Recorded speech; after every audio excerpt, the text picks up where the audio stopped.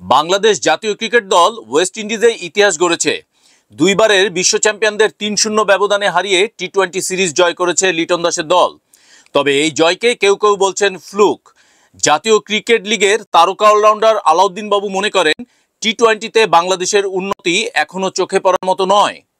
West ইন্ডিজের মাটিতে বাংলাদেশের দুর্দান্ত পারফরমেন্স সিরিজের ৩টি ম্যাচে আধিপত্য দেখিয়েছে টাইগাররা।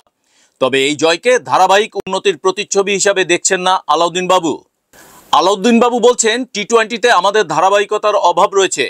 ওয়েস্ট ইন্ডিজের বিপক্ষে জয়টি আমাদের জন্য আনন্দের, তবে এটিকে নিয়মিত পারফরমেন্স বলার সুযোগ নেই।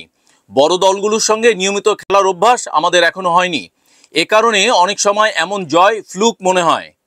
টি-20 ক্রিকেটে বাংলাদেশ বরাবরই হোঁচট খেয়ে এসেছে, কিন্তু কেন এই ধাক্কা কাটিয়ে ওঠা সম্ভব হচ্ছে না? বাবুর মতে ঘরোয়া ক্রিকেটে টি-20 টুর্নামেন্টের অভাবই প্রধান কারণ। আলাউদ্দিন বাবু বলেন, আমাদের দেশে বিপিএল ছাড়া টি-20 ক্রিকেটের মানসম্পন্ন টুর্নামেন্ট নেই। বিপিএলে 4 জন বিদেশি খেলেন, কিন্তু জাতীয় দলে তো দেশি ক্রিকেটাররাই ভরসা। তাই ঘরোয়া ক্রিকেটে প্রতিযোগিতা বাড়ানো দরকার। বিপিএল এর বাইরে এবার বাংলাদেশ ক্রিকেট বোর্ড এনসিএল টি-20 সংস্করণ চালু করেছে। ঘরোয়া ক্রিকেটারদের জন্য এটি একটি নতুন দিগন্ত। তিনি বলেন, এনসিএল টি-20 ম্যাচগুলো ক্রিকেটারদের জন্য বড় সুযোগ, কিন্তু এটি যদি আরও আগে চালু হতো তাহলে আমরা হয়তো আন্তর্জাতিক টি-20তে আরও ভালো ফলাফল করতে পারতাম। আলাউদ্দিন বাবু নিজেও এনসিএল টি-20তে দুর্দান্ত পারফর্ম করেছেন। রংপুরের হয়ে 8 ম্যাচে 15 উইকেট নিয়ে দলের অন্যতম সেরা পারফর্মার ছিলেন তিনি। বাবুর মতে ঘরোয়া লিগে ভালো মানের ম্যাচ আয়োজন এবং জাতীয় দলের পরিকল্পনা মিলে গেলে বাংলাদেশ ক্রিকেট আরও শক্তিশালী হয়ে উঠবে।